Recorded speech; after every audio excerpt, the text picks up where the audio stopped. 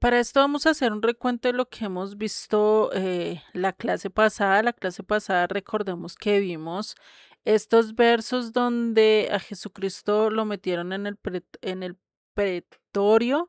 Fuera de eso, allí le quitaron su manto como 2 veces, ¿no? Y eso pues indica que es después de su cuerpo totalmente maltratado, totalmente latigado, pues el quitarle el manto no era nada fácil. Y eso es algo que también lo vemos en las escrituras, el quitar ese vestidura, ¿sí? De pecado, de maldad, pues no es nada fácil y ponerle el vestido de realeza. Fue algo que Jesucristo hizo, lo hizo con amor, lo hizo complacido, vimos que tenía mucho a lo largo de las escrituras, lo liga mucho con ese anhelo de Dios dar su vida o dar en cierta manera, mostrar ese sacrificio para que nosotros pudiéramos ser salvos y fuera eso, pues todo cumplir ese propósito de que si nosotros, si la esposa no, si el esposo no hubiera muerto, la esposa no se hubiera podido casar nuevamente. ¿Sí? Y este es un principio muy importante que debemos de tener porque definitivamente nosotros somos la esposa y si aquel con el que nos casamos, es decir, recordemos que el primer pacto fue una consagración, fue un matrimonio entre Dios y el pueblo, la esposa fue desleal, pero si el esposo le pasaba carta de repudio, aún así la esposa no se podía casar nuevamente. No se podía casar nuevamente con quién, con el mismo esposo. El esposo tenía que morir y si Dios quería volver a tomar a su pueblo, tenía que pasar algo para sí mismo poder recuperar a su esposa. Por eso Jesucristo, siendo la imagen del Dios invisible, y sabemos que para Dios no hay nada imposible, Dios no puede morir y realmente Dios no murió. Si nosotros miramos a Yeshua como representación del Padre, como aquel que se despojó de su realeza, que se despojó de todo y vino a entregar su vida, a entregar todo y pensar que murió, pues realmente lo que murió fue su cuerpo físico. Sí, yo les estaba diciendo que eso es parecido a que al dejar el cascarón, ¿sí? Pero la divinidad, pero la realeza no se murió. Por eso él pudo estar en el Seol, por eso él pudo, incluso creo que hice un texto que él le habló y él dio testimonio allí, y fuera de eso, por eso pudo resucitar, ¿no? Por eso pudo salir de la tumba, por eso no se quedó en el Seol. Y esto es algo súper importante porque él se quitó esa dureza, esa realeza de pecado, ¿no? Que es ese vestido, y le pusieron ese manto. Sí, de realeza, ese manto escarlata, el cual indica realeza, el cual indicaba que lo estaban coronando, a pesar de que los soldados no entendían, a pesar de que todos los que lo rodeaban y todos los que estaban haciendo esto no entendían y se burlaban, lo estaban coronando como el rey. Por eso después de él no ha visto otro rey. Han habido reinos, han habido imperios que se han levantado, que han tratado de gobernar sobre la tierra, pero no se ha levantado otro rey sobre Israel, ni se levantará hasta que llegue él, ¿sí? Y eso es algo muy bonito de ver, todo este proceso, porque cada proceso nos está mostrando muchas cosas. Otras cosas que le decía la clase pasada era que por sus llagas hemos sido curados, hemos sido sanados, y sí, hemos sido curados, hemos sido sanados, pero eso no quiere decir que esa sanación va a ser inmediata. Yo les estaba diciendo que Él nos sanó de la lepra del pecado, Él nos libertó de ese carcoma que teníamos dentro de nosotros y que nos ayuda a salir a la libertad, ¿no? Y esto es lo que nos lleva. Hoy vamos a ver ya lo que pasa en el Gólgota con la crucifixión. Vamos a verlo un poquito más a detalle. Vamos a ver qué fue lo que realmente allí pasó de acuerdo a lo que Mateo describe, porque pues otros evangelios lo pueden complementar un poquito más, ¿no? Y antes de iniciar o de seguir, darle la bienvenida a Solecito y pues orar para comenzar. ¿Mm? Entonces oremos y seguimos con el estudio, con la siguiente parte que nos correspondería el día de hoy. Señor y Padre, gracias Padre Celestial por tu palabra, por tu bendición. Padre, que seas tú el que nos guíes, que seas tú el que dirijas, que seas tú el que nos enseñes realmente todo el significado y todo este proceso que estamos viendo, que tú pasaste con tal de libertarnos, con tal de salvarnos, con tal de rescatarnos, Padre. Por eso te damos gracias, por eso te pido, Señor, que sigas tú hablándonos y sobre todo que seas tú el que nos sigas dirigiendo a través de tu palabra, Padre. Te doy gracias en el nombre de Yeshua. Amén y amén. Amén y amén. Vale. Entonces vamos a leer desde el verso 32 de este capítulo 27 de Mateo, ¿sí?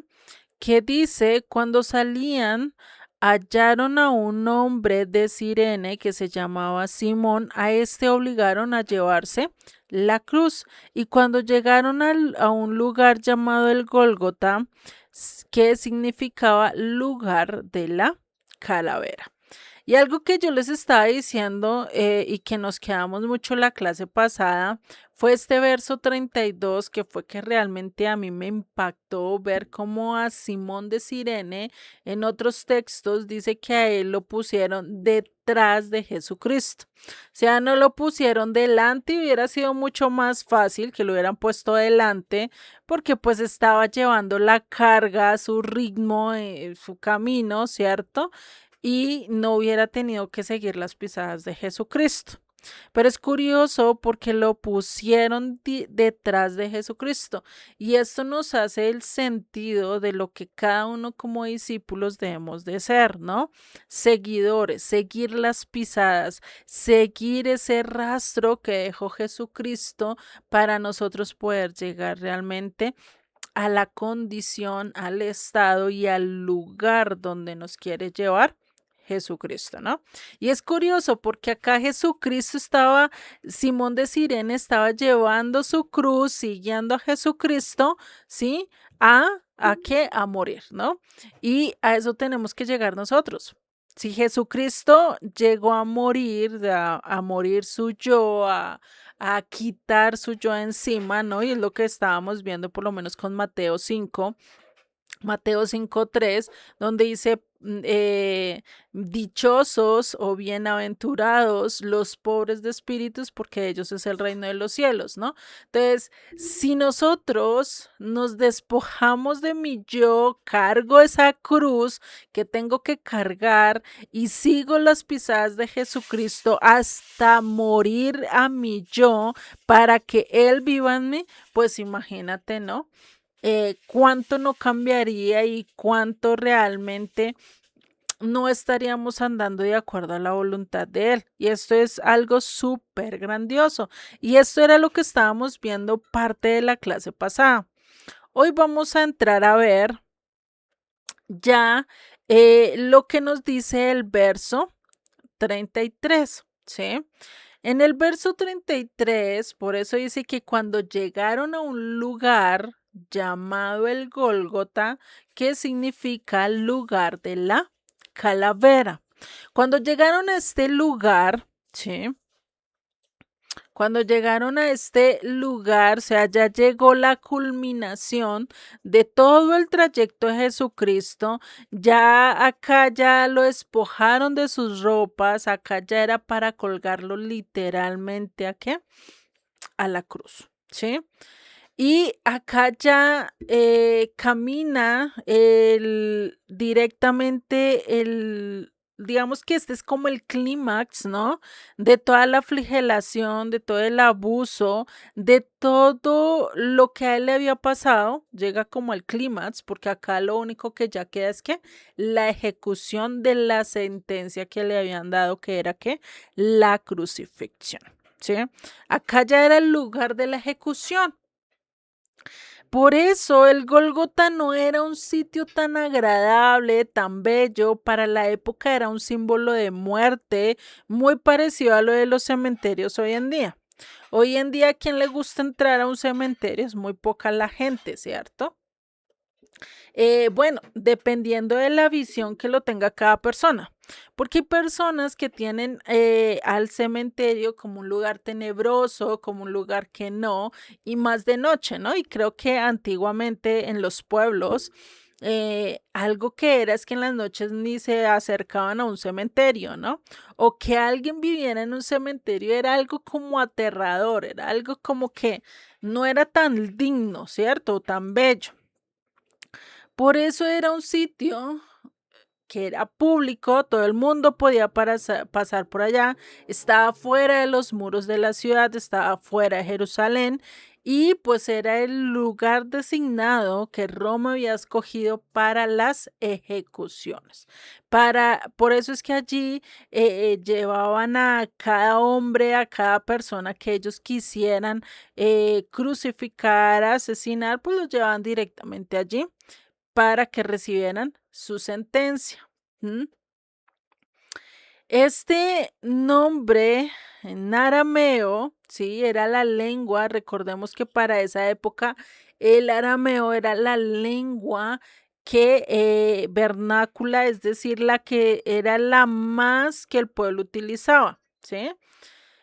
Es como por decir, acá en Colombia se utiliza el español, ¿cierto? Es la lengua que todos hablamos, pero eso no quiere decir que todos hablemos español. Hay unos que pueden tener 4 o 3 idiomas, ¿sí? Pero la lengua que casi todos, o en el sí el pueblo habla es español. Lo mismo pasaba para ese momento, pues la mayoría hablaba ¿qué? En arameo. Era la lengua de los judíos del siglo primero la que más utilizaban. Pues ellos también tenían que conocer un poquito del latín o del griego, pues para poder entender a los romanos y a todos ellos, ¿no? Entonces, este nombre, el Gólgota, era un nombre muy común. Para ese entonces era el conocido, ¿no? Eso es como decir, no, por lo menos acá en Colombia, el Monserrate, ¿no? En México, pues me imagino que por lo menos eh, las cosas esas de las pirámides que hay allá, ¿no? Son muy conocidas porque traen mucha gente, ¿cierto? Y pues hay otras muchas que también nos hacen distinguir a ciertos lugares. Esto era algo que era muy conocido dentro del pueblo de Jerusalén. Algo que la ley de Moisés nos habla y es que siempre un criminal tendría que ser ejecutado fuera del pueblo. El castigo siempre se daba fuera del pueblo, no dentro del pueblo. Y eso es algo que también nos dice las escrituras, es que incluso desde la época de Moisés dice que aquel criminal que fuere colgado en un madero sería considerado como maldito por Dios. Y esto está escrito desde mucho antes de que existiera la crucifixión. Está escrito desde mucho antes de que se la hubieran inventado, ¿sí? Y esto lo vemos en Deuteronomio 21-22. Si alguno hubiere cometido algún crimen digno de muerte y lo hiciere morir y lo colgaréis en un madero, no dejaréis que su cuerpo pase la noche sobre el madero, sin falta lo enterrarás el mismo día, porque maldito por Dios es el colgado, y no contaminarás tu tierra que el Eterno tu Dios te da. por heredad. O sea, imagínate lo que estaba pasando. No, y acá Jesucristo realmente cumplió estos dos. Él fue enterrado antes del anochecer y fuera de eso fue colgado en un madero. Por eso fue maldito por nuestros pecados, fue maldito por nuestros actos, fue maldito por todo lo que hemos hecho a lo largo de la historia como humanidad. ¿Mm? Y como a nivel personal. Entonces, si vemos acá, literalmente se está cumpliendo. Y algo que dijo el apóstol Pablo lo aplica, y él lo aplica directamente este texto a Jesucristo. Dice en Gálatas 3:13, Cristo nos redimió de la maldición de la ley, hecho por nosotros maldición. ¿Por qué? Porque fue colgado en un madero y por eso fue maldito. ¿Sí? Porque escrito está, el mismo Gálatas 3:13 lo dice, maldito todo el que es colgado en un madero.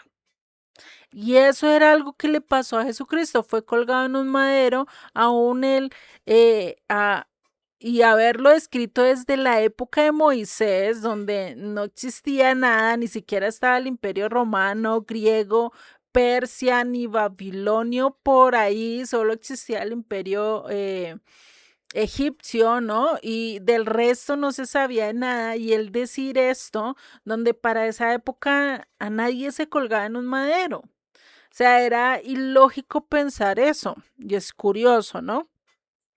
Por eso al ser crucificado en el lugar de la calavera, en el lugar donde se ejecutaban a los máximos pecadores, a los que transgredían mucho más la ley, y eso para Roma era la máxima condena, era el máximo eh, momento donde también era de burla por todos, porque todos conocían, porque era en una montaña, cualquiera que pasara fue cerca de la montaña, cualquiera que caminara, incluso desde las murallas de Jerusalén, se podía ver la crucifixión y podían señalar y criticar a esa persona y vituperarla y burlarse, ¿no? Era algo que pasaba mucho y esto era lo que estaba haciendo. Por eso este lugar era totalmente identificado por la caída, por el pecado, por la transgresión de X o Y persona, y por eso este lugar era un lugar bajo maldición, ¿sí? Bajo maldición de la ley. Y recordemos que bajo maldición de la ley no es que la ley esté maldita, sino que están bajo la transgresión de la ley. Eso es lo que pasa a alguien que está en una cárcel. ¿Por qué va a la cárcel? Porque transgredió la ley, ¿sí? Porque no hizo conforme a la ley, por eso terminó yendo a la cana, al bote o a la cárcel, ¿cierto? Como nosotros lo conocemos. Entonces, por eso este nombre, el lugar de la calavera, ¿sí? Es un poderoso símbolo que nos lleva directamente ¿a qué? A una sentencia de muerte, ¿sí? Por eso esto, y no solo eso, sino que la montaña pues también tenía casi su figura, ¿no? De esto. Entonces, vamos a ver la consecuencia del pecado. La calavera, bueno, este Gólgota, pues representa que la muerte, la última más consecuencia y el clima más alto que nosotros podemos castigar por el pecado. Y recordemos que a lo largo de la ley hay varios pecados que se castigan con muerte, con lapidación, ¿no? Y algo lo vemos acá en Génesis 2:17 y Romanos 6:23. Y les pido el favor de que me ayuden a buscarlo. Génesis 2:17 y Romanos 6:23. El que los tenga los puede leer. Romanos 6:23 Sí, señora. dice, porque la paga del pecado es muerte, mas la dádiva de Dios es vida eterna en Cristo Jesús, Señor nuestro. Vale, gracias, Margarita. Entonces, si vemos, ahí nos dice que la paga del pecado es muerte, ¿no?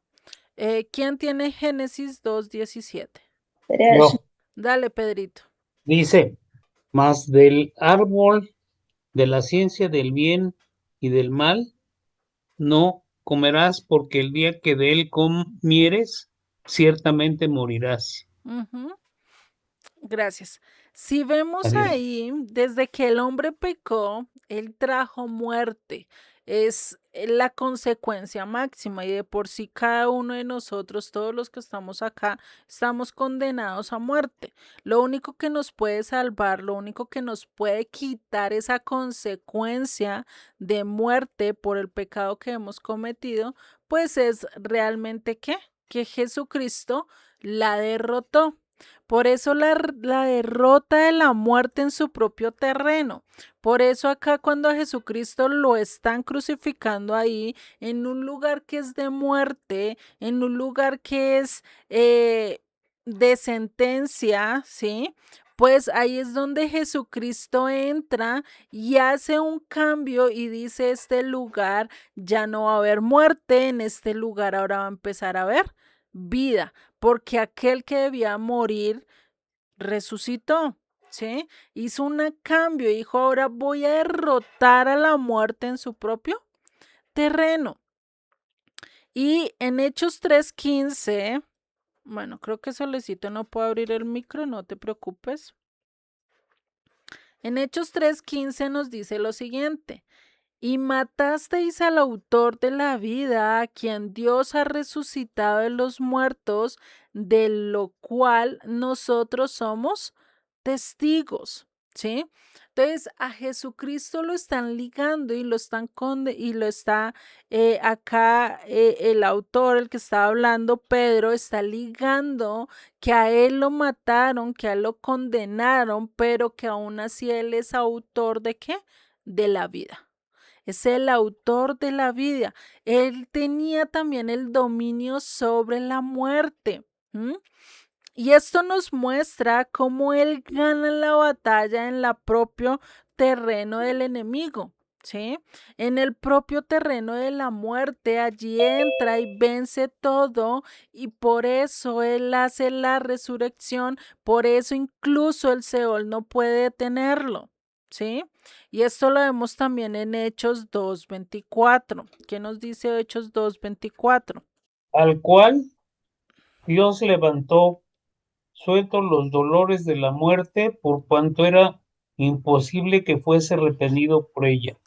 Ajá, sí vemos al cual Dios levantó, suelto de los dolores de la muerte, o sea, la muerte no lo pudo detener y esto es algo que estaba profetizado desde el Antiguo Testamento, ¿sí? Que hay un texto donde dice que definitivamente la muerte no podía detenerlo y dice incluso, oh muerte, ¿quién será o muerte tu muerte? ¿No? Y lo dice casi así. Se los estoy parafraseando porque no recuerdo muy bien cómo dice literalmente. Entonces, esto es algo muy significativo y muchos sugieren que el Gólgota, ¿sí? Y hay parte de la tradición antigua o de la teología cristiana primitiva, sugiere que el Gólgota era un lugar de sepultura y que muy posiblemente fue allí donde murió Adán, el primer hombre. Sugieren, ¿no? No estoy, yo tampoco lo afirmo, porque pues, ¿cómo podemos afirmar dónde murió Adán si ni siquiera las escrituras lo dicen, ¿no? Eso ya sería, o sea, confirmar algo que realmente no podemos. Pero si sugieren esto y si lo vemos muy posible, que Adán hubiera muerto allí en el Gólgota, pero que el segundo Adán viene a restaurar todo eso y él resucita en ese mismo lugar, pues ¿qué está pasando? Hace una restauración de lo que ese hombre hizo. Recordemos, es solo sugerencia, es como un pensamiento, una teoría, pero no está fundamentada en las escrituras. Sí, lo aclaro para que no vayan a decir, no es que tú dijiste tal cosa, no, no está aclarado en las escrituras porque la escritura no dice realmente dónde murió Adán. Solo dice, vivió tantos años y listo, ¿sí? Pero no dice ni dónde fue enterrado ni nada de esto, ¿listo? Entonces, esta idea, que no es explícita a lo largo de las escrituras, también lo podemos hablar con la tipología que hace Pablo en cuanto al primer Adán con el segundo Adán, que es algo que Pablo lo saca muy bien. Y para ello vamos a ir a Romanos 5, 12 al 19 y 1 Corintios 15, 22. Romanos 5, 12, 19. 12 al 19. Perdón, 12 al 19. Por lo tanto, como el pecado entró en el mundo por un hombre y por el pecado la muerte, así la muerte pasó a todos los hombres, por cuanto todos pecaron. Pues antes de la ley había pecado en el mundo, pero donde no hay ley, no se inculpa de pecado.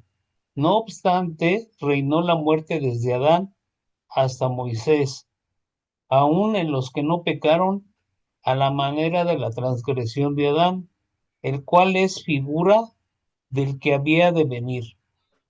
Pero el don no fue por la transgresión, porque si por la transgresión de aquel uno murieron, los muchos abundaron mucho más para los muchos de gracia, para los muchos la gracia, perdón, y el don de Dios por la gracia de un hombre Jesucristo, y con el don no sucede como en el caso de aquel uno que pecó, porque ciertamente el juicio vino a causa de un solo pecado para condenación, pero el don vino a causa de muchas transgresiones, pero justificación, para justificación, pues si por la transgresión de uno solo reinó la muerte, mucho más reinarán en vida por uno solo, Jesucristo, los que reciben la abundancia de la gracia y del don de la justicia. Así que como por la transgresión de uno vino la condenación a todos los hombres, de la misma manera, por la justicia de uno vino a todos los hombres la justificación de vida. Porque así como por la desobediencia de un hombre los muchos fueron constituidos pecadores, así también por la obediencia de uno los muchos serán constituidos justos. Amén. Gracias.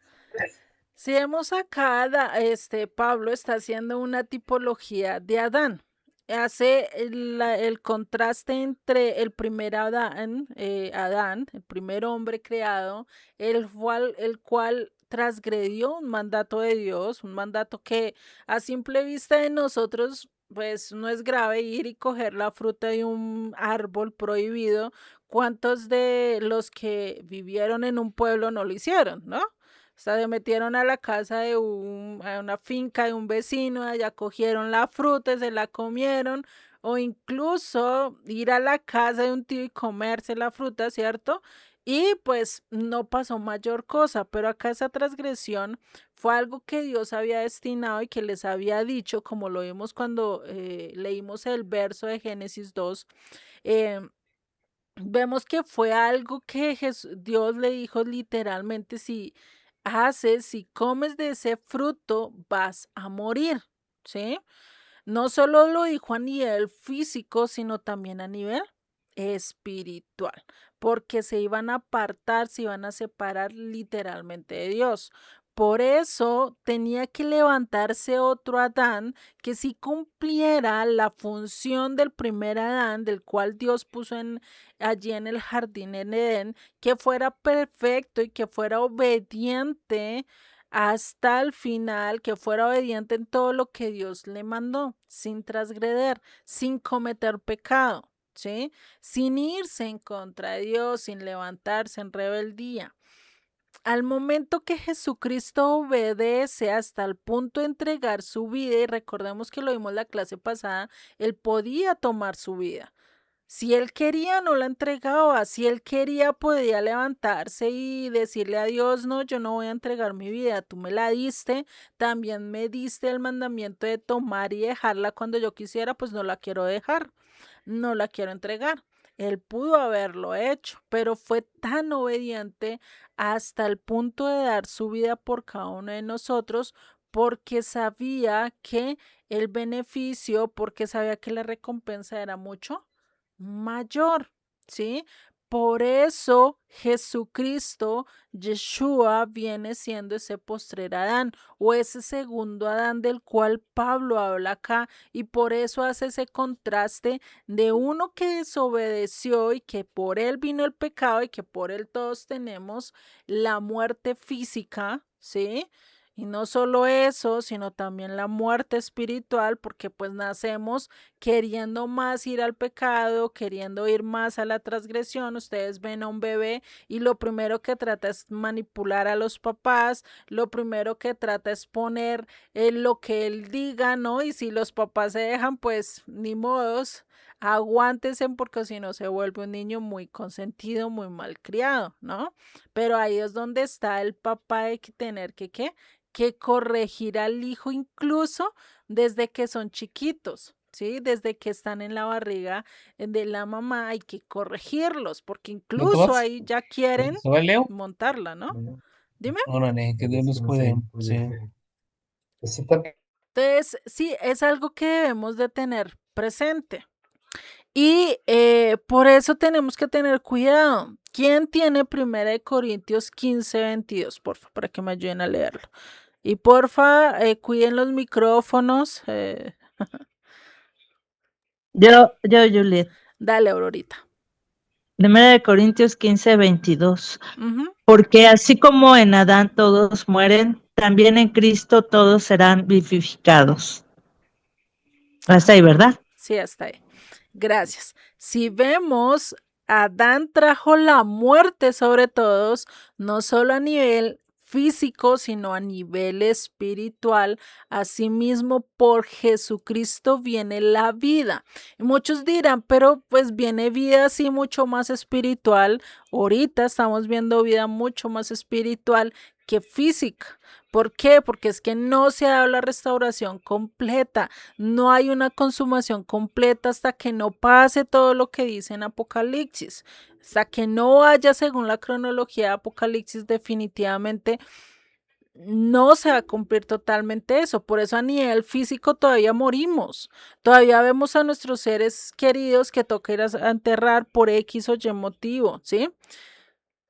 Pero es algo que está ahí, es una consecuencia de lo que nosotros mismos hemos hecho. Cada uno de nosotros hemos cometido pecado. Igual este cuerpo, como lo dice las escrituras, de polvo eres, al polvo volverás. Tenemos que volver al polvo. Este cuerpo tiene que volver al polvo, pero nosotros decidimos si queremos salvar nuestra vida, salvar nuestra alma, porque realmente el cuerpo no está ligado o está ligado al alma mientras que estamos en este mundo. Después, nuestro cuerpo va a ser transformado, nuestro cuerpo va a ser cambiado, vamos a resucitar y vamos a tener un cuerpo mucho más glorificado. ¿Cómo seremos? No sé si tendremos alas, no tendremos alas, si podremos volar igual que Superman sin necesidad de alas, no sabemos, ¿sí? Lo único que sabemos es que Dios nos va a transformar, nos va a dar ese mismo cuerpo que Adán tenía antes de pecar, lo vamos a tener nosotros. Lo único diferencia es que Adán pecó y al momento de él pecar, al momento de él transgredir, su cuerpo cambió totalmente. Por eso él se dio cuenta que estaba desnudo. Por eso le cayó la conciencia de que estaba de todo lo que cambió, porque no solo cambió él a nivel interior, a nivel exterior, sino también cambió todo el mundo a su alrededor. Solo, ¿por qué? Porque él tenía que señorear y a él no señorear, pues dañó todo alrededor, ¿no? Y esto realmente es un símbolo de ver cómo la sangre del segundo Adán cae sobre la tumba del primer Adán, como les estaba diciendo con esta teoría que sí es cierta, ¿sí? Si ahí en el Gólgota fue donde realmente murió Adán, pues podemos ver esa gran, ese simbolismo que da el que Jesucristo muera allí, su sangre se derrame sobre el cuerpo del primer Adán y vaya a ser redimido. O sea, a nivel espiritual eso nos habla mucho, ¿cierto? Pero como les he venido diciendo, es una teoría que hay a nivel teológico. No es que estoy diciendo que sea así. Pero algo que sí hizo la sangre de Cristo fue que ese lugar fue limpiado, fue cambiado. Hoy en día ese lugar ni se utiliza para eso, ni es un cementerio, allí no hay muerte. Ahorita, hoy en día no es símbolo de muerte. Busquen ustedes qué pasa con esa montaña, incluso está cercada y creo que no dejan entrar allá las personas. Entonces, ahorita no se está utilizando para eso. Y el Gólgota está fuera del campamento, está fuera de qué? De la ciudad, cumpliendo el mandamiento que está en Levítico 16, 27 al 28. Hablando del día de la expiación, ¿sí? ¿Quién lo tiene, porfa? Levítico Dale. es 16:27. Y Y 28. sacarás fuera del campamento el becerro y el macho cabrío inmolados por el pecado, cuya sangre fue llevada al santuario para hacer la expiación, y quemarán en el fuego su piel, su carne y su estiércol. Ujú. ¿Hasta ahí? Sí, hasta ahí. Si vemos, hay dos machos cabríos, ¿no? Uno que era el que era llevado para el sacrificio, que era el que se presentaba ante el Eterno, su sangre, y el otro era el que era llevado a Azazel, que era fuera del campamento, ¿sí? Esto era algo muy significativo, ¿listo? Entonces, vemos ese sacrificio que Jesucristo estaba cumpliendo, pero también vemos esa parte que tenemos acá.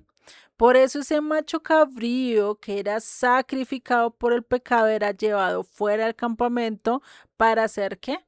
Quemado, quemado completamente, ¿sí? A Jesucristo tuvo que entregar totalmente su vida. Y esto se liga con Hebreos 13:11, que nos dice, porque los cuerpos de aquellos animales cuya sangre a causa del pecado es introducida en el santuario por el sumo sacerdote, son quemados fuera del campamento. Está hablando de lo que acabo de leer Aurora con Levítico, ¿no? Dice verso 12, por lo cual también Jesús, para santificar al pueblo mediante su propia sangre, que dice, padeció fuera de la puerta. ¿Qué quiere decir fuera de la puerta? Fuera de la ciudad, ¿sí? Lejos del campamento, lejos del pueblo. Y por eso dice el verso 13, salgamos pues a él fuera del campamento, llevando su vituperio, porque no tenemos aquí ciudad permanente, sino que buscamos la porvenir. ¿Qué es lo que está diciendo? Salgamos del lugar de nuestro vituperio, de nuestra maldad, y vayamos a los pies de aquel que sí nos puede salvar, nos puede rescatar, que está ¿qué? Fuera del campamento. ¿Sí? Porque su sangre se derramó fuera del campamento.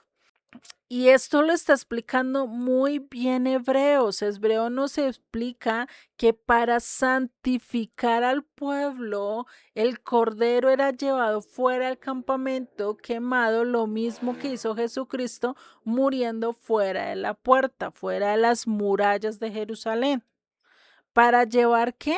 llevando el vituperio de cada uno de nosotros, llevando la maldad de cada uno de nosotros. Por eso ese Gólgota que queda fuera de la ciudad es el último, ¿sí? Incluso se identifica a Jesucristo como el sacrificio último y definitivo del pecado.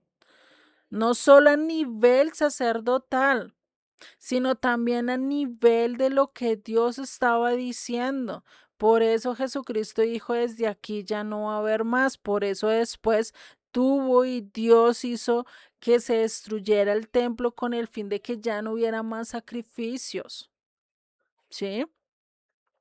Entonces, todo este cumplimiento, Jesucristo es el cumplimiento que se viene desarrollando desde qué?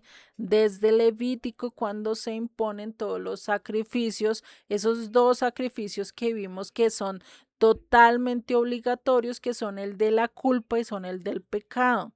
Esos 2 sacrificios que se hacían, Jesucristo los cumplió a cabalidad y por eso ya no se necesita hacerlos más. Que muy posiblemente se vuelvan a levantar los sacrificios, como hoy en día se está hablando, ya de que se está haciendo como un tratado para que Israel pueda tener soberanía sobre el monte del templo. Sí, ahorita recordemos que lo tienen más el Islam o de Irán, no me acuerdo quién, pero ahorita se está tratando de hacer este tratado. Y esto es cumpliéndose profecías. Y uno dice, Dios mío, ¿será que lo veremos? Solo Dios sabe, ¿sí?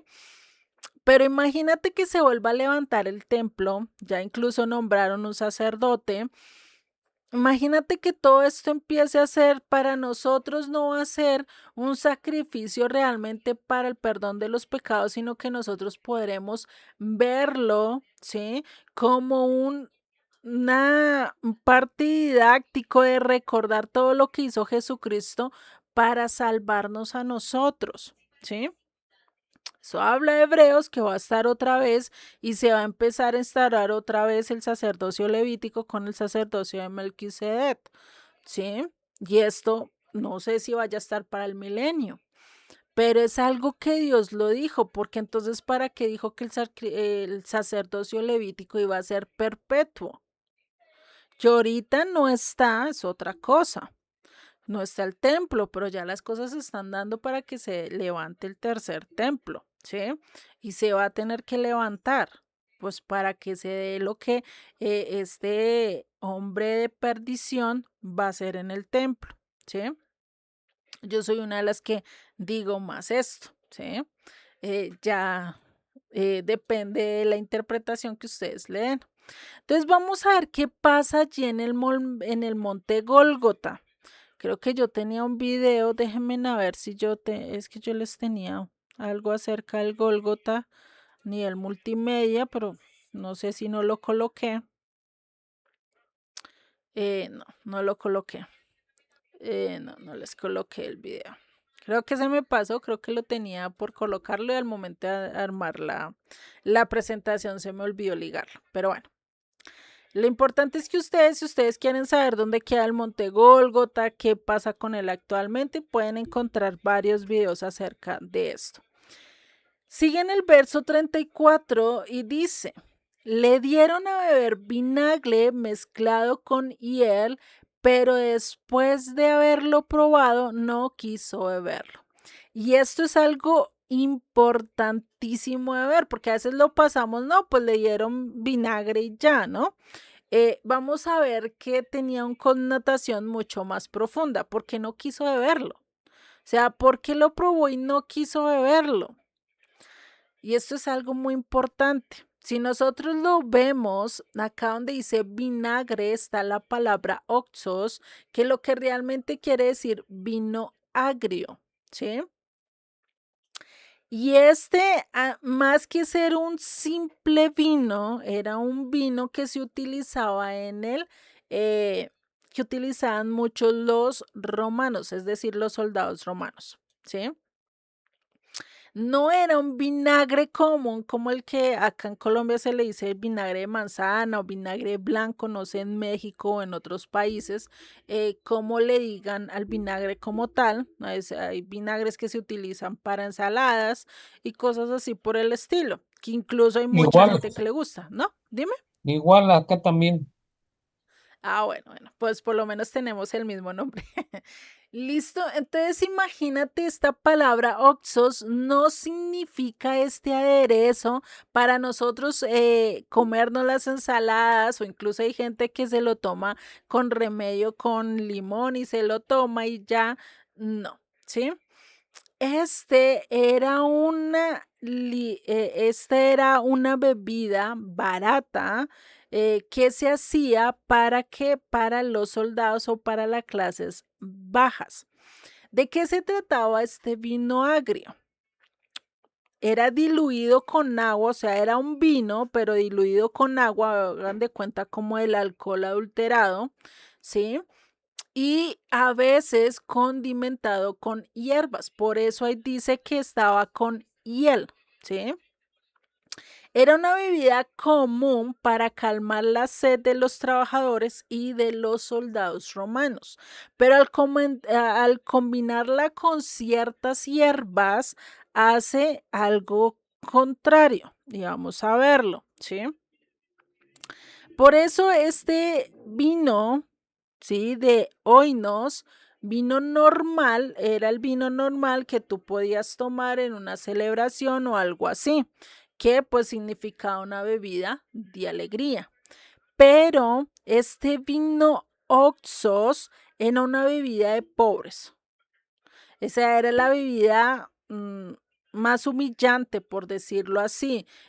Hablaba de pobreza, hablaba de desprecio y eso pues era algo que estaba rodeando y lo vemos desde el principio que estábamos estudiando todo esto, pues era el desprecio hacia Jesucristo. Pues no le iban a dar un vino bueno para que él bebiera, sino realmente un vino pues, de lo peor, ¿sí? Y le dicen que estaba mezclado con ¿qué? Con hiel. Y necesitamos entender, entonces es una bebida barata, un vino rebajado, ¿sí? Muy amargo, pero estaba con hiel. Cuando nosotros miramos esta palabra, ¿sí? En el Strong, vamos a ver que dice jole, que le dice hiel o bilis, ¿sí? Que muchos lo pueden tomar como veneno o anodino, ¿sí? Polilla o amapola. Amapola acá es una flor, ¿no? Es una planta que se utiliza. Entonces, si nosotros miramos bien para qué era este hiel, ¿sí? O si lo cambiamos a nivel transliteral, el chole o la chole, ¿sí? Se refería literalmente a la bilis. Bilis es una secreción amarga del hígado. O sea, esta planta se traducía así porque realmente era re amarga y pues era un sentido donde para esa época se utilizaba, ¿no? Esta era una planta extremadamente amarga, ¿sí? Y se le dice que era o venenosa, que realmente venenosa no, porque si no los soldados no la tomaron, sino imagínate. Lo que significaba era que realmente ese sabor amargo de ruda silvestre o ácaro, ¿sí? Que tenía propiedades analgésicas o narcóticas. Hagan de cuenta como la marihuana, ¿sí? La marihuana tiene ciertas sustancias que ayudan a mitigar el dolor, que ayudan a mitigar ciertas enfermedades, ¿no? Lo mismo hace, ¿sí? Esa anestesia que le ponen era como anestesiarlo. Imagínate Jesucristo tomando este vino con miel, con esta planta anestesiadora, pues, ¿qué era lo que estaba diciendo Jesucristo si lo hubiera tomado? Hubiera sido su sacrificio mucho más fácil. hubiera sido más llevadero. Porque ¿qué te pasan a ti cuando te lastimas un dedo, cuando te entras en una cirugía o algo? ¿Qué hacen? Te adormecen, ¿cierto? Te dan un narcótico para que tu cuerpo no sienta lo que está pasando. Pero ¿qué pasaría si tú no tuvieras ese narcótico y te tocara vivirlo en carne viva? O sea, que el dolor estuviera allí. Sería totalmente diferente, ¿cierto? No sería algo pasable. Imagínense, Jesucristo tuvo la oportunidad de decir, bueno, me tomo este vino, puedo hacer más llevadera todo este sacrificio, pero entonces no hubiera sido completo. ¿Por qué? Porque hubiera tomado la vía más rápida. Hoy en día tenemos la fortuna de que cada una de las cirugías, que cada una de las cosas que nos hacen, ¿cierto? Estamos adormecidos, pero imagínate anteriormente, incluso para la época de Jesucristo, el que te sacaran una espina, mm, el coser una herida, el tratar ciertas cosas, pues no era tan fácil, eso era a carne viva. Por eso existían estos tipos de vida que eran narcóticas, pues que hacían que el cuerpo se adormeciera y no sintiera tanto dolor. ¿M? Y esta mezcla que estamos hablando acá en Mateo no es la misma mezcla de Marcos. En Marcos vamos a ver que dice que es una mezcla que es de un vino mezclado con mirra. Lo podemos leer en Marcos 15:23. ¿Quién lo tiene para que lo leamos? Marcos 15:23. Dice ahí en Marcos 15:23, dice, y le dieron a beber vino mezclado Yo lo con tengo, mirra, Luis. mas él no lo tomó, ¿sí? ¿Vale? ¿Qué dice ahí entonces? Que le dieron vino mezclado con mirra, pero dice que él no lo bebió. En Mateo dice que él lo probó, pero después, ¿qué hizo? Lo rechazó, pues que se dio cuenta, ¿no? Entonces, si miramos, la mirra también es un narcótico. O sea, no se estaban contradiciendo, tanto Mateo como Marcos no se estaban contradiciendo porque hay muchos que dicen, venga, pero es que acá la bebida cambió. No cambió. En fin, los dos estaban hablando que era una bebida que tenía que, una hierba que anestesiaba el cuerpo y que hacía que se durmiera, es decir, que ya no sintiera dolor y pudieras sobrellevar el siguiente proceso normal, ¿sí? No es una contradicción, es un énfasis que dan, porque igual no sabemos realmente qué bebida tenían. Y pues ni Mateo ni Marcos hubieran podido saber qué hierba tenía, a no ser que hubieran ido y preguntado en el momento si tenía hiel o mirra, ¿sí? Muy posiblemente se manejaba esas dos maneras de hacer ese vino barato, pero no sabemos cuál era el que tenía, ¿sí? No es una contradicción, un énfasis diferente. Es lo mismo que yo decir, no, es que en tal cumpleaños se dio X vino y otro dice, no, se dio X vino. Y quién sabe si estuvieron los dos vinos allí presentes, pero no todos tomaron del mismo vino, ¿sí?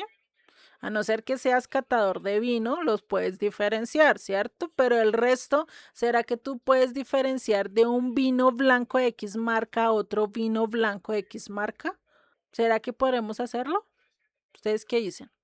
No, yo creo que no, porque de todas maneras es igual, ¿sí? ¿O será que A nivel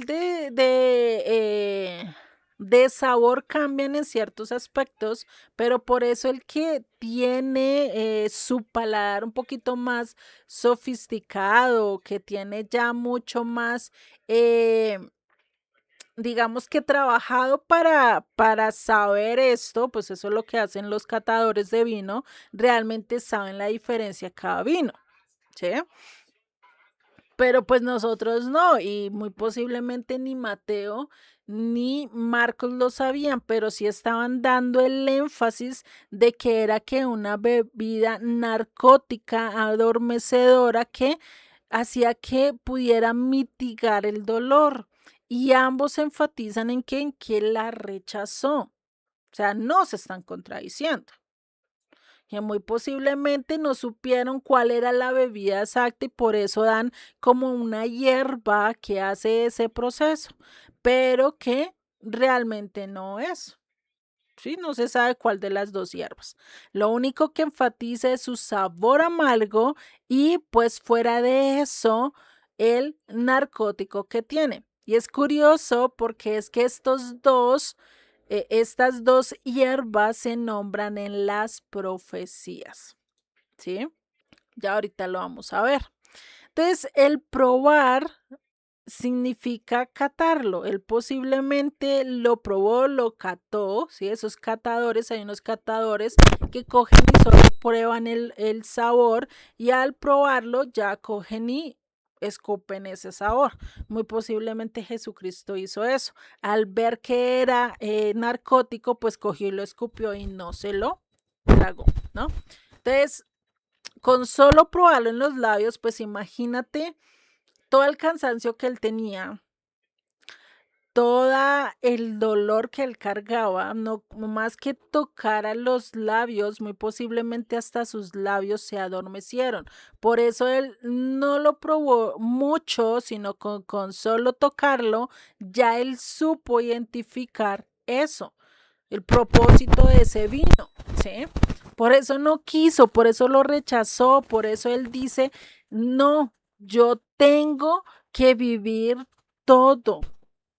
No puedo saltarme esta etapa. Y eso para nosotros a veces es difícil. ¿A cuántos de ustedes no les gustaría evitarse un dolor y llegar directamente a la conclusión? No, pues creo que muchos, ¿no? En vez de decir, no, yo no quiero sufrir por la pérdida o no quiero sufrir por este dolor que tengo encima, sino ya llegar de una vez al estado final que tengo que llevar después de todo esto, ¿no? Pues cuántos de nosotros no, incluso no hemos orado, Dios mío, quítame este dolor porque es que no lo aguanto, ¿cierto? Imagínate Jesucristo con la corona de espinas, con su manto que lo rasgaron dos veces, ya le quitaron el manto dos veces. Acá tenía otra vez su ropa, ¿sí? Imagínate todo esto, ¿no? No fue un simple no quiso como el que nosotros hacemos de no, no, no quiero porque estás satisfecha, porque estás llena, porque no te gusta el sabor, por X o Y cosa, sino que lo hizo de manera deliberada y sostenida diciendo, no me van a quitar todo el proceso que tengo que hacer. No voy a pasarlo por la tangente. No me voy a ir por las ramas hasta cumplir mi propósito, sino que voy a vivir todo el proceso. Imagínate. Y eso lo vemos varias veces. Varias veces Jesucristo tuvo la opción de tomar la vía fácil. Lo vemos cuando fue tentado. Cuando fue tentado y Satanás le dio y le dijo, mira, le doy todos estos reinos y postrado me adorares. Le estaba entregando todo en bandeja de plata. Le estaba diciendo, puedes tomar el camino más fácil. Pero ¿qué dijo Jesucristo? No, no puedo hacerlo porque solo a Dios adorarás y solo a Él servirás. Entonces dice, no. Acá también el que hizo, no, mi mandamiento, el mandato que Dios me dio es que tengo que vivirlo todo, sin importar el dolor que llevaba. O sea, imagínate, ¿no? O sea, fue una decisión difícil, ¿sí? Y a veces era una costumbre que los soldados tenían para mostrar misericordia o a veces para burlarse en medio de eso. ¿Por qué? Porque si se adormecía el cuerpo, pues podían hacer mucho más fuertes, podrían haber hecho muchas más cosas feas, porque el cuerpo está adormecido, ¿no? No siente. Y pues eso es algo que posiblemente lo daban por misericordia o simplemente por burla, ¿sí? Y le daban esta bebida narcótico a aquellos que iban a ser crucificados. ¿Mm? Y esto está basado en una práctica judía. Esto por eso lo ligamos, como yo les decía, esto está en el Antiguo Testamento, en Proverbios 31:6. Dice, dad bebida al que está para parecer y vino a los de amargo ánimo. Beban y olvide su pobreza y de su trabajo no se acuerde más. Y esto es algo que el ser humano ha tomado con todas las bebidas alcohólicas para que toman. Muchos lo hacen por alegría, otros lo hacen por un corazón amargado y eso lo vemos casi siempre en una cantina, ¿no? O en un bar. ¿Qué pasa? Posiblemente se sientan ahí, vienen con el ánimo bajo y después le ponen una ranchera ya de, mejor dicho, que le hace recordar los peores momentos de su vida y empiezan a tomar y tomar y tomar, ¿cierto? Para olvidar qué, sus problemas, para olvidar lo que están viviendo, para olvidar el dolor que tienen, para ya no querer recordar más toda esa, incluso la presión que tengan por el trabajo o X cosa, ¿cierto? Pero era algo que Jesucristo no debía hacer. No podía olvidar todo. Por eso los verdugos o esta gente o el imperio romano, estos soldados, aplicaban este principio de manera que cínica de decir, mire, tú eres la víctima, pero estás pasando por el momento más problemático, adormece tus sentidos. Y esto realmente en contexto profético está cumpliendo un salmo, que es el Salmo 69, verso 21. Dice, me pusieron además hiel por comida y en mi sed me dieron a beber vinagre. Curioso, ¿no? Acá habla de la hiel y habla del vinagre, o sea, habla de esa mezcla, ¿sí? Que se estaba dando. En la Septuaginta, ¿sí? En la traducción al griego usan esas palabras de la misma de oxos, de esta bebida que vemos, esa bebida de pobreza que estábamos viendo cuando estábamos hablando del strong, ¿sí? O sea, imagínate, ¿sí? Utilizan esto. Entonces, vemos acá que Mateo hace el cumplimiento preciso de esto.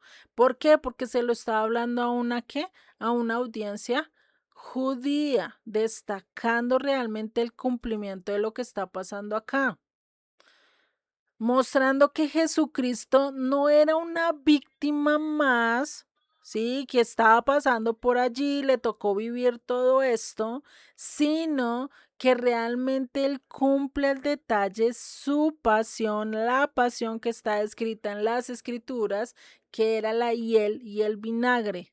No son meros detalles, no son meros simbolismos que se colocaron ahí porque sí, o porque Mateo quiso poner ese detalle y ya, ¿sí? No como mero chisme, no como mero cuento, sino porque realmente tenían un fundamento. Por eso sabemos que en las escrituras cualquier detalle apunta a algo más. No hay algo que esté escrito porque sí, ¿sí? Entonces, a él rechazar esta bebida tiene varias implicaciones profundas. La aceptación plena del sufrimiento, ¿sí? Jesucristo eligió experimentar todo, todo es todo. No quería que se adormeciera ni su conciencia ni su estado físico. Esto es algo, imagínate, ¿no? O sea, su cuerpo no, posiblemente al beber esto, su cuerpo se iba a adormecer, pero también su mente se iba a adormecer. Y era algo que él no quería. Él quería tener conciencia plena de todo lo que estaba viviendo y sobre todo lucidez para toda la hora redentora.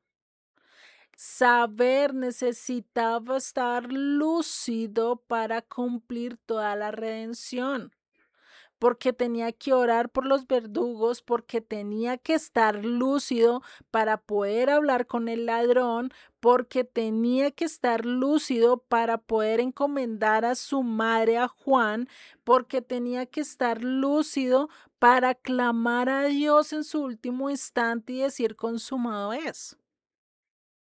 Todo lo que él dijo en la cruz lo dijo conscientemente y lúcido, a pesar de todo el sufrimiento que estaba pasando. Por eso él no quiso tomar de esto, ¿sí?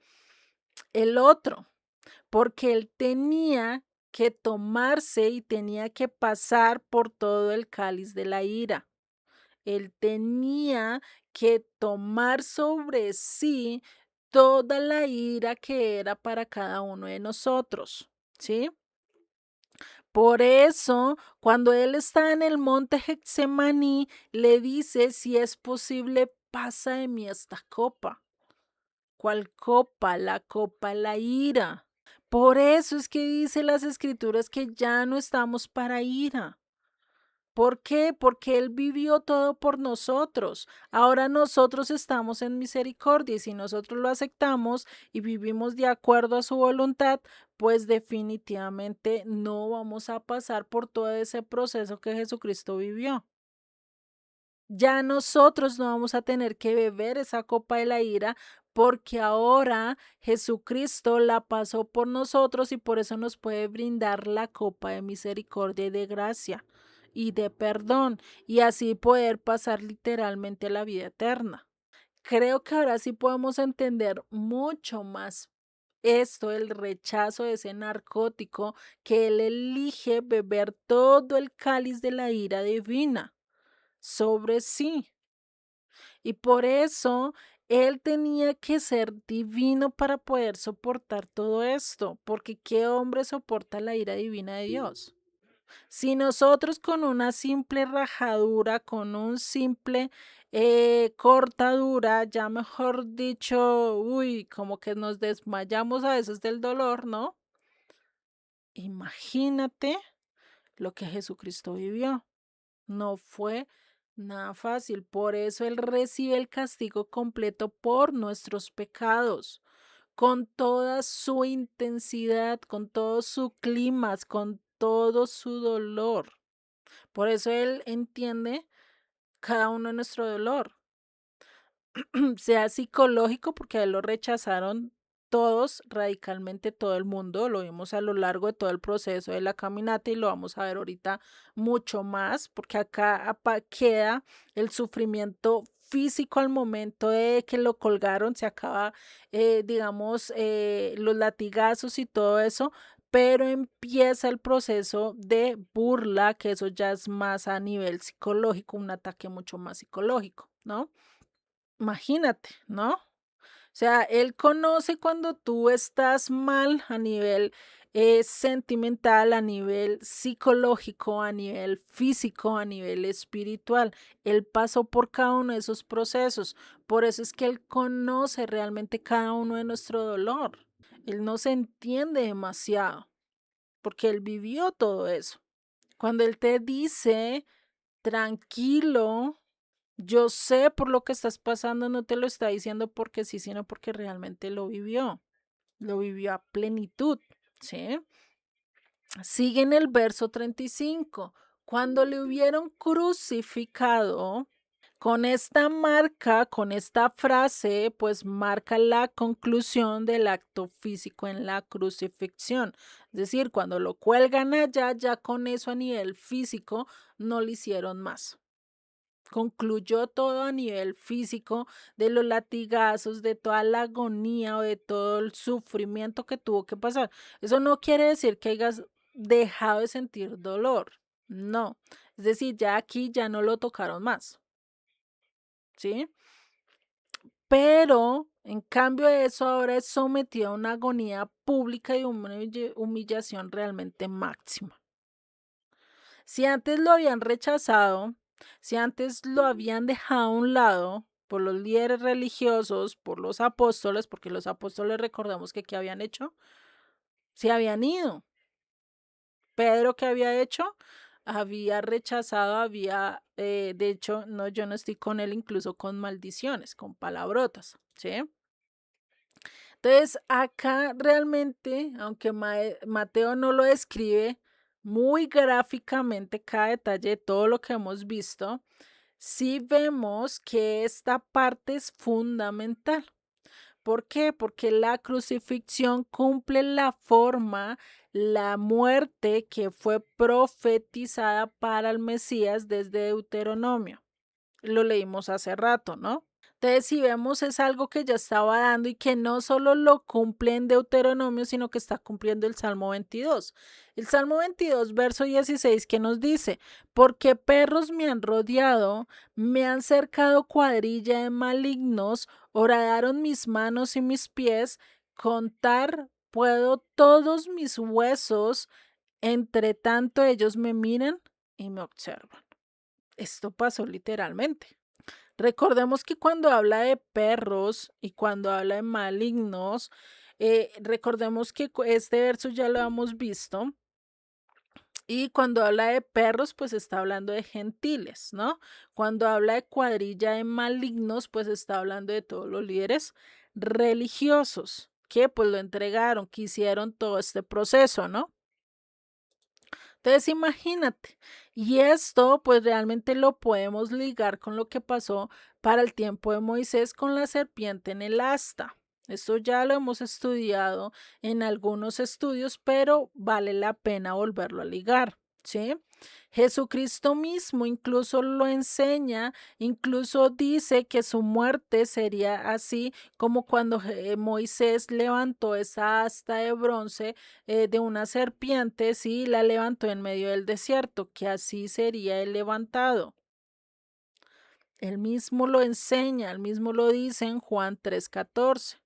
Y como Moisés levantó la serpiente en el desierto, así es necesario que el Hijo del Hombre sea levantado, para que todo aquel que en él cree no se pierda, mas tenga vida eterna. En Números 21:9 nos habla de esta serpiente. Y si Moisés hizo una serpiente de bronce y la puso sobre una asta.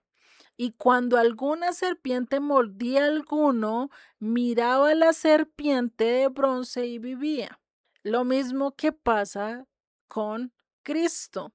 Si nosotros somos mordidos por la serpiente, ¿quién es la serpiente? El adversario, Satanás, con su veneno. ¿Cuál es el veneno? El pecado. Todos estamos infectados de pecado, de veneno. Todos nos mordió la serpiente, ¿cierto? Pero cuando nosotros miramos a aquel que fue levantado en la cruz, tenemos vida. Es el simbolismo más fascinante a lo largo de las escrituras, que si nosotros lo detallamos mucho más, pues definitivamente nos asombraríamos de ver cómo Dios utiliza estos simbolismos desde el principio para hablarnos de algo que va a ser consumado después, que va a tener su clímax total, que va a tener su cumplimiento total. ¿Sí? Por eso es que a lo largo de las escrituras, desde que Dios nos da un simbolismo, desde Génesis, desde los primeros libros, siempre va a haber un desarrollo hasta su conclusión, hasta su consumación. ¿Sí? Por eso el ser levantado en la cruz es el medio de salvación a todo el que creamos que Él nos puede salvar a través de su sangre. Por eso Él se hizo maldición en la cruz y esa maldición pues fue la que nos libertó, como lo vimos en Deuteronomio y como lo vimos en Gálatas. La muerte nos trajo, el pecado nos trajo maldición, nos trajo que la sentencia de muerte, pero gracias a que Él se hizo maldito por nosotros es que nosotros tenemos que salvación, restauración. Por eso Jesucristo al momento de levantarse allí en la cruz, de morir en la cruz con nosotros, se hace y se identifica completamente con la condición que tenemos cada uno de la humanidad, cada persona, que es que una condición caída, una condición de pecador, que necesitamos de mirar a Cristo para poder ser salvos, no solo mirarlo, sino creer en Él, caminar como Él caminó. ¿Mm? Sigue en el verso 35. Repartieron entre sí sus vestidos, echaron suertes para que se cumpliese lo dicho por el profeta. Partieron entre sí mis vestidos y sobre mi ropa echaron suertes. Acá volvemos a ver una conclusión de todo el acto y es que ¿qué pasó antes de colgarlo? Pues le quitaron su vestido y pues lo dejaron, imagínate allá colgado totalmente desnudo. O sea, ¿qué humillación es eso? ¿No? Es una máxima humillación para todos. ¿Mm? Entonces, en la cruz a Jesucristo le quitan todo, le quitan ¿qué? Su vida, su dignidad y hasta las últimas posesiones terrenales, que era que su ropa. Hasta eso lo despojaron. No le dejaron a él nada. Por eso dice, siendo rico, por amor a vosotros se hizo ¿qué? Pobre. Por amor a nosotros es que Él tomó la condición de siervo, de pobre, ¿sí? Hasta el punto de entregar todo por nosotros. Por eso en 2 Corintios 8:9 nos dice, porque ya conocéis la gracia de nuestro Señor Jesucristo, que por amor a vosotros se hizo pobre siendo rico, para que vosotros, ¿qué? Con su pobreza fueseis, ¿qué? Enriquecidos. Esto no lo habla a nivel físico, no lo habla a nivel material, sino lo habla a nivel espiritual, porque muchos van a decir, no, pues es que acá, y muchos pueden tomar esto para decir, no, pues es que él se hizo pobre, por eso murió pobre, pues para que nosotros fuéramos enriquecidos, por eso tú puedes pedir lo que quieras y declarar lo que tú quieras, porque él te lo tiene que dar. Porque él dice que para que con su pobreza nosotros vayamos a ser ricos. Pero eso sería una mala doctrina. Lo que realmente está diciendo es que gracias a ese sacrificio, gracias a que él vendió todo y compró ese campo, es que nosotros podemos tener otra vez salvación, podemos otra vez casarnos con nuestro esposo, podemos entrar otra vez en pacto, podemos entrar a la vida eterna. Por eso dice, yo soy la puerta. Solo hay una puerta por la que podemos entrar, que es la puerta de Jesucristo. A través de su sangre, a través de su crucifixión, a través de todo esto que Él hizo, de esta manera en que nos redimió, pues es que nosotros podemos tener la entrada. De lo contrario, estamos totalmente perdidos. Por eso los soldados incluso tenían el derecho de quedarse con las ropas de los condenados. Y esto fue algo que pasó con Esteban, ¿no? A Esteban cuando lo apedrearon, cuando lo lapidaron, ¿quién se quedó con las ropas de Esteban? ¿Quién se acuerda? Pablo. Exactamente, Pablo. Pablo fue el que recibió las ropas de Esteban y se quedó con ellas. No dice si las entregó, no dice si las quemó, no dice nada, pero él fue el que las recibió, ¿no? En Juan 19:23 al 24 nos da un detalle. ¿Quién lo tiene?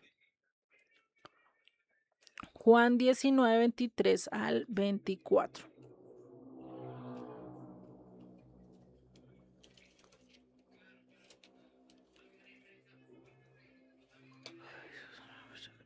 A ver, Juliet, Dale. Yo lo tengo. Juan 19, 23 y 24. Ujú. Cuando los soldados hubieron crucificado a Jesús, tomaron sus vestidos e hicieron 4 partes, una para cada soldado. Tomaron también su túnica, la cual era sin costura, de un solo tejido de arriba abajo. Entonces dijeron entre sí, no la partamos, sino echemos suerte sobre ella, a ver de quién será. Esto fue para que se cumpliese la escritura, que dice, repartieron entre sí mis vestidos y sobre mi ropa echaron suertes, y así lo hicieron los soldados. Ujú. Acá vamos a ver que está hablando de las vestiduras que ellos tenían. Había 4 soldados y 5 prendas, ¿sí? ¿Por qué 5 prendas? Ahí mismo el texto lo está diciendo. Dice que tomaron sus vestidos e hicieron 4 partes, una para cada soldado. 4 soldados la dividieron sus vestiduras en 4 partes. Y fuera de eso, tomaron su túnica, la quinta parte o el quinta prenda o 5 prendas, ¿sí? Entonces esto nos recuerda a la vestidura sacerdotal, que está el manto exterior, la túnica interior, el cinturón, el calzado y la túnica sin costuras. Esto era lo que tenía un sacerdote. Imagínate este detalle, ¿no? Y esta túnica, sí, esta túnica que habla acá de costuras, que no la quisieron partir, que no la quisieron nada, es una túnica especial, ¿sí? A la cual a esta sí le echaron suertes, cumpliendo lo que dice lo que dice Salmos 22, ¿sí? Entonces acá se los subrayé, si ustedes también quieren subrayarlo, dice, tomaron sus vestidos e hicieron 4 partes, una para cada soldado. Pues ¿cuántos soldados había bien? 4, porque pues para ellos los repartieron, ¿no? Y ya cuando habla de esa túnica sin costura, pues dice, no la partamos, sino echemos suerte sobre ellas. Y este tejido, esa túnica, dice que era sin costura, de un solo tejido, ¿de dónde? De arriba abajo. Acá Mateo realmente incluso nos está dando un detalle que solo Dios ve, ¿sí? Y este detalle es importantísimo. En Salmos 22, 18 dice que repartieron entre sí mis vestidos y sobre mi ropa echaron suertes. O sea, se cumplió literalmente porque repartieron parte de sus vestidos, ¿sí? Entre 4 soldados y fuera de eso la túnica fue a la que le echaron suertes. Imagínate cómo se cumple esto. S- Y de por sí el Salmo 23 es un detalle, imagínate, impresionante de lo que pasó. Estamos ligando cada cosa, ya pasamos con Isaías 53, ahorita estamos viendo cómo se repite el Salmo 22 a lo largo de todo lo que está pasando en la crucifixión, ¿sí? Imagínate, y que esto lo dijo David en un momento de agonía, de dolor, pero no a nivel físico, sino muy posiblemente a nivel espiritual, sentimental, no sé, pero que Dios le dio esa sabiduría y incluso le dio esta revelación para que escribiera este salmo. ¿M? Entonces, esta acción de los soldados no solo cumple lo que el Salmo está diciendo, sino que incluso lo cumple literalmente al pie de la letra, ¿sí? Y esto realmente nos muestra cómo Dios tiene el control de todos los actos, incluso de los actos más rutinarios del ser humano. Porque esto era algo que hacían los romanos, era algo que hacían, que era el quedarse con el botín de cada uno de aquellos que fueran a ir a llevar a la cruz. Fuera de ropa, fuera de vestido, fuera de lo que tuvieran encima, cogían y buscaban quedarse con el botín. Imagínate. Dios conoce todo esto y por eso Él utiliza incluso los detalles más mínimos de nuestras vidas para incluso mostrarnos su grandeza. Y esto fue algo que nos muestra acá, que a pesar de la maldad que estaba imperando en el Imperio Romano, a pesar de la brutalidad, a pesar de todo lo que estaba pasando allí, que viéramos como que Dios no tiene el control de eso, Dios tenía el control del más mínimo detalle.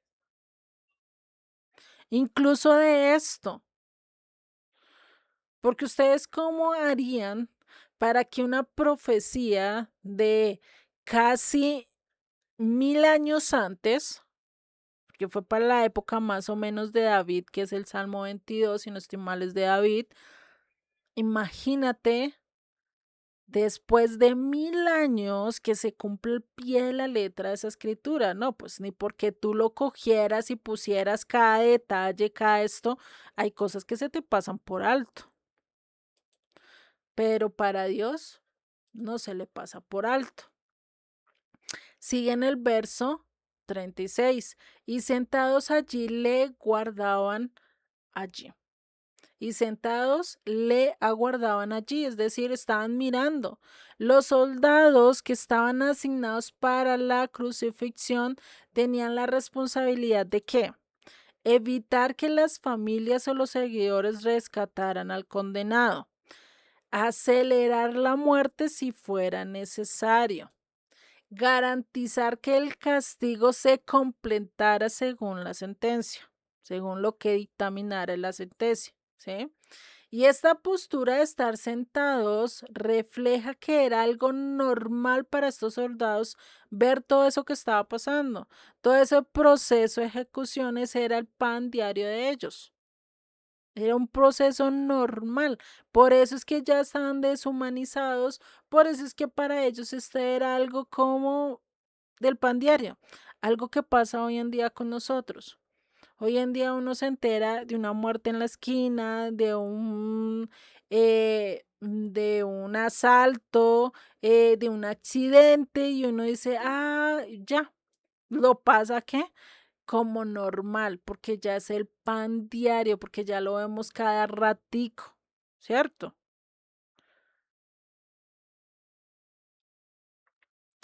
Y pues esto es un proceso de que deshumanización. Incluso hasta las películas nos ayudan a nosotros a deshumanizarnos, a yo no pensar en el prójimo, sino al pensar en mí y en mí y en mí, porque es lo que casi siempre están dando las películas. Ámate a ti mismo, piensa en ti mismo primero, primero tú y después los demás, ¿sí? Ya el sacrificio, ya el ayudar a otros, ya todo eso ya está como que no lo tenemos que hacer, ¿no? Y eso también cumple parte del Salmo, Salmos 22:17. Contar puedo todos mis huesos. Entre tanto, ellos me miran y me observan. ¿Qué hacían estos soldados ahí sentados? Mirando y observando a Jesucristo allá colgado.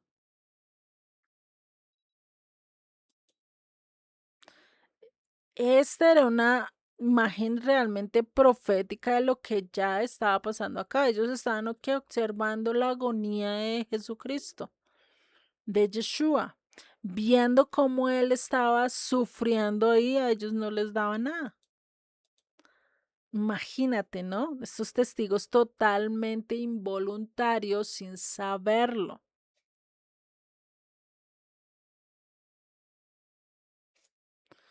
Y ellos sin saberlo estaban siendo testigos involuntarios de todo lo que iba a pasar. Es decir, Esto no fue casualidad. Dios dejó testigos de todo lo que pasaba, a tal punto que era casi imposible callarlo, ¿sí? Porque dejaron testigos oculares tanto de la muerte, tanto de los terremotos, tanto de las tinieblas como de la resurrección y de todo lo que pasó en la resurrección. Que trataron de callarlo, que trataron de silenciarlo, fue una cosa, pero el problema es que estaban hablando con un proceso que Dios estaba en control de todo y por eso no pudieron callarlo, porque creen que después de 2000 años todavía se sabe todo esto y lo podemos estudiar y lo podemos ver, ¿no? Entonces, vemos que lo que Dios hizo y la presencia de cada uno de estos hombres, pues garantiza realmente que fue un evento histórico. Por eso muchos de los historiadores que estudian los evangelios dicen es uno de los eventos más eh, verificables, es decir, que no tienen contradicción. Incluso a nivel de policía y todo eso lo dicen. Hay mucha gente que se ha puesto a estudiar todo esto. El caso a nivel de abogacía, dicen es el caso que realmente no se puede refutar, ¿sí? Imagínate, ¿no? Sigue en el verso 37 y este es el último verso que vamos a estudiar hoy. Dice, y pusieron sobre su cabeza su causa escrita. O sea, no en la cabeza literal, sino en la cruz, en la parte de arriba, pusieron, este es Jesús, el rey de los judíos. ¿Sí? Y este texto es curioso porque en la práctica romana estándar era algo común ponerle el por qué habían hecho o por qué estaban ahí colgados. Muchos le podían porque es ladrón, porque fue asesino, porque mató, porque hurtó, bueno, ¿sí? Le ponían el dictamen o por qué había sido sentenciado, ¿sí? Por eso le ponen el título en la cruz. Era un protocolo legal que tenían en ese entonces para realmente ratificar ante el público, ante la gente, el por qué estaba allí, ¿sí? Y fuera de eso, servía como advertencia pública sobre las consecuencias de desafiar o de haber cometido ese delito. Si por lo menos era de hurto, pues aquellos que hurtaran o aquellos que tenían ese pensamiento de hurtar, pues ya sabía cuál era la consecuencia, ¿sí? Y pues ahí sí ya lo iban a pensar 3 veces. Porque imagínate, ¿quién quiere morir así? Pues, nadie, ¿cierto? Entonces, pues esto servía también como sentencia o aquellos que se quieran empezar a amotinar contra el Imperio Romano, pues ahí sí decían, no, pues si estos son así con este caso menor, pues imagínate qué va a pasar con aquellos que nos levantemos contra el Imperio, pues mejor no, ¿sí? Y por eso era algo normal que se le colocaba este letrero encima de la cabeza del reo, ¿sí? Pues era como parte de señalamiento, ¿no? ¿Qué es lo que tenía este letrero? Este letrero estaba escrito en 3 idiomas, ¿sí? En hebreo, latín y griego. Esto es algo que lo dice Juan 19 al 22, que eso ya lo tengo acá y nos dice lo siguiente. Dice, escribió también Pilato un título que puso sobre la cruz, el cual decía, Jesús Nazareno, rey de los judíos. Y muchos de los judíos leyeron este título porque el lugar donde Jesús fue crucificado estaba cerca de la ciudad y el título estaba escrito en hebreo, en griego y en latín. ¿Sí? Entonces, ahí el mismo texto nos está diciendo en qué escrituras está escrito. Incluso si vemos el verso 21, dice, y dijeron a Pilato los principales sacerdotes de los judíos, no escribas rey de los judíos, sino el que dijo, soy rey de los judíos. Respondió Pilato, lo que he escrito, he escrito. Y esto es curioso, porque era algo que los sacerdotes no querían que se eso. Más bien dijo, no, es que dijo. Mas no es, porque estaba que ratificando, estaban confirmando que era el rey de los judíos. ¿No? Es curioso, porque incluso hasta en este detalle, Dios inspiró a Pilato para que escribiera eso. Por eso dice, lo que he escrito, he escrito. Imagínate, ¿no? Es una ironía divina, es algo que Dios dijo, como que quieren callar esto, pues no lo van a poder callar, porque mira, acá lo puse, ¿sí? O sea, imagínate, lo que Roma intentó como burla o lo puso como burla, muy posiblemente Pilato lo puso como burla, como algo así pasajero, pues Dios lo utilizó como una declaración que ha pasado hasta nuestra época, 2000 años después y todavía hablamos de esta declaración. Pues imagínate, ¿no? O sea, semejante decreto divino que puso Pilato sin conocerlo, sin saberlo, o posiblemente por burla nomás. No sabemos por qué lo hizo, pero vemos que cada crucifijo, cada parte que pasaba estaba representando y tenía un instrumento de la tortura que se convierte en un trono, que se convierte ante el trono. Lo vemos cuando él estaba haciendo allí en el pretorio, estaba siendo allí maltratado, estaba haciendo allí de todo, pero ¿cómo hacen? Como una tipología de poniéndolo como rey, declarándolo rey, y acá incluso en la cruz lo declaran rey, haciendo una ironía divina. Ellos pensaron que solo era burla, que solo era por querer humillarlo, pero no saben que a nivel espiritual estaban haciendo y estaban mostrando una verdad mucho mayor. Por eso para Dios no se le pasó nada, porque sí. Por eso la naturaleza del reinado de Jesús no es como de este mundo. Por eso es un rey coronado con espinas. ¿Por qué? Porque él tenía que restaurar la naturaleza, la tierra. Por eso su trono es de madera áspera. Por eso sus súbditos que se burlaban, su victoria a través de una aparente derrota. ¿Sí? Y fuera eso, el título que lo acusaban permanentemente, que él dijo, yo soy el rey de los judíos, pero realmente Pilato afirmó que era ¿qué? El rey de los judíos. No lo puso como una cita, lo puso como una afirmación. Y se convirtió en una declaración de la identidad de Yeshua, que hoy en día se pasa por alto, que muchos no lo tocan el tema o que muchos les parece algo que no es, pero ahí está, ¿sí? Vemos cómo se cumplió todo esto, ¿vale? No sé si hasta acá tengan dudas, preguntas, inquietudes, ¿sí? Acerca de este texto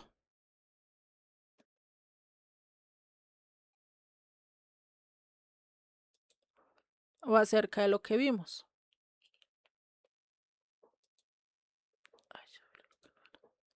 Bien, y todo bien, Juliet, por mi parte, no sé los demás.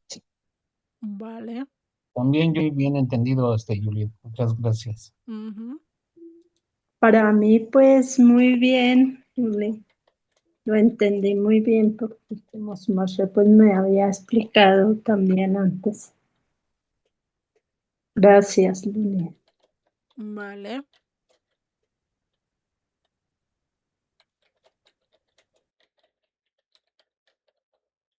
Vale, entonces ninguno tiene pregunta ni nada, ¿cierto? Bueno, entonces vamos a iniciar, vamos a orar y pues finalizaríamos con las escrituras, el tema de hoy, ¿sí? Para finalizar. Les dejo de tarea que se investiguen esto del manto sin costura. No les hablé mucho de esto, pero tiene un significado muy bonito. Si no, por favor me acuerdan la próxima clase para tocarlo. ¿Listo? Porque no hablamos mucho de esto y es bueno retomarlo, porque por eso él también es el sumo sacerdote. Desde ahí ya se da cuenta uno que había ciertos simbolismos que nos traen a eso, ¿no? El manto sin costura. Sí, el que habla ahí de las 5 prendas que les mostré, ¿sí? Que les mostré. Sí, correcto. Listo para que lo puedan buscar y ahí ya ustedes ya podrían decirme si qué tal les parece ese simbolismo, ¿no? Como parte también para que ustedes pues aprendan un poquito más acerca de lo que estamos estudiando. Bueno, Sí, muy bien, Juliet. listo. Entonces, no les olvide, dentro de 8 días les voy a preguntar. Bueno, si me acuerdo. Entonces, vamos a orar y finalizamos con la sección de hoy. Hoy definitivamente pues avanzamos un poquito más, pero realmente es grato ver todo lo que hizo Jesucristo por nosotros, todo lo que invirtió, todo lo que dio solo para salvarnos, solo para rescatarnos y no solo eso, sino para restaurar todo lo que Adán perdió, porque desde aquí comienza la restauración. ¿M? Y esto pues realmente no ha terminado la restauración, todavía está en proceso, y faltan muchas cosas que pasen y pues que sea Dios el que nos ayude a sostenernos en medio de todo este proceso, ¿no? Entonces pues vamos a orar y finalizamos la clase de hoy. Señor y Padre, te damos gracias, gracias Padre Celestial por tu palabra, por tu fidelidad, por todo lo que nos has dado hasta el día de hoy, que seas tú el que sigas hablando, que seas tú el que nos muestres realmente cada vez tu palabra y nos lleves cada vez más a la verdad, nos lleves más a la revelación, Padre. Ayúdanos, Señor, a aterrizar todo esto que aprendimos hoy, que lo podamos entender y que podamos sacar principios grandes para nuestras vidas, saber que tú diste todo por nosotros, saber que tú fuiste el mejor y el mayor ejemplo para que nosotros también sigamos tus pisadas, sigamos tu camino, cojamos nuestra cruz y llegamos hasta el punto de entregarnos, de morir a nuestro yo para que realmente vivas tú en nosotros. Ayúdanos, Señor, a caminar en tu verdad, a vivir para ti, Padre. Te doy gracias por cada uno de los que están acá en clase y por los que van a ver el video, que seas tú el que les hables, que seas tú el que les enseñes cada día más, Padre. Te doy gracias en el nombre de Yeshua. Amén y amén.